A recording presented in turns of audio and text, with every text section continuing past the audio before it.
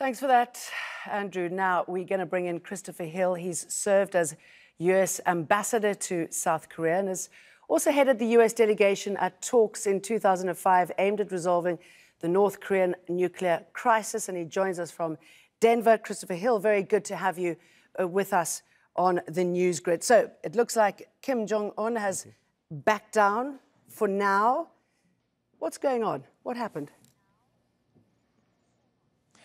Well, first of all, I think this was a bit of a propaganda spat where Kim Jong-un said some things. President Trump, who seems to have a North Korean speechwriter or something, said some things in a very similar vein. And then Kim Jong-un kind of doubled down on it by saying that they have a plan to, surround Guam with missiles, missile attack.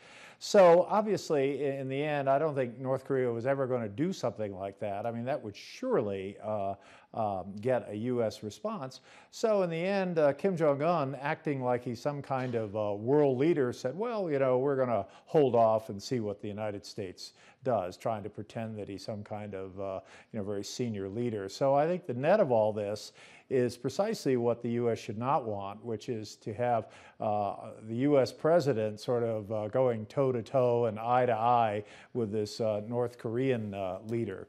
So I think putting aside all this propaganda stuff and all this sort of chop and churn of the moment, I think the real problem is North Korea is clearly on a path to having a deliverable nuclear weapon, one that can be delivered to the U.S. mainland. And the real question is not, when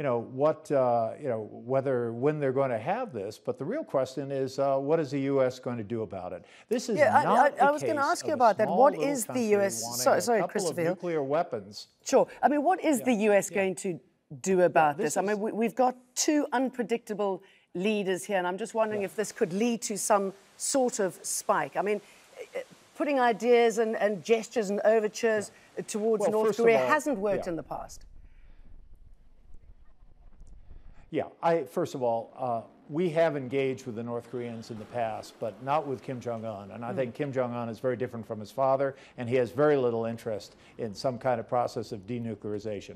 So he needs to be coerced into that. I don't think he's going to be coerced by overflights of B-1 bombers, because I don't think that's credible when you look at the fact that some 20 million South Koreans live within range of North Korea. As the South Korean president said in the last 24 hours, any decision on war has to involve South Korea. That is, it's South Korean territory we're talking about. So I would put that aside. I think the real issue is, can this administration put together a strategy with several elements, and the key one being working with China? Now, President Trump has a notion that he can outsource this to China. That is not going to work. That has nothing to do with reality. What the U.S. has to do is to sit down with the Chinese and have a very clear understanding of where we would like to see this end up, what our issues are going to be, what our behavior is going to be, and what the Chinese are going to be. We need to work with them very, very specifically.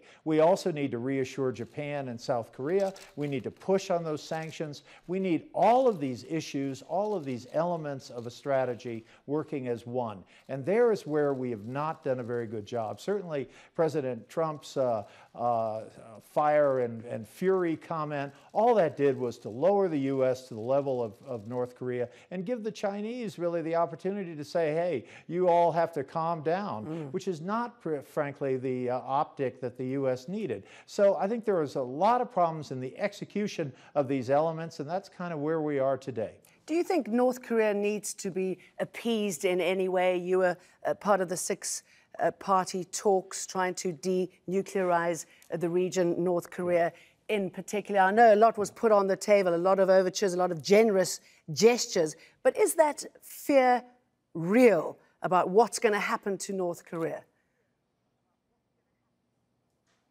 I think, first of all, I don't consider it a genuine fear that somehow North Korea is going to be attacked by the U.S. in an unprovoked manner, and that somehow, if only North Korea has nuclear weapons, it can protect against that. That is not the issue. What North Korea wants to do is to have an incident with South Korea, and if the U.S. tries to be involved, the North Koreans say, "Watch it, America, because we will hit you."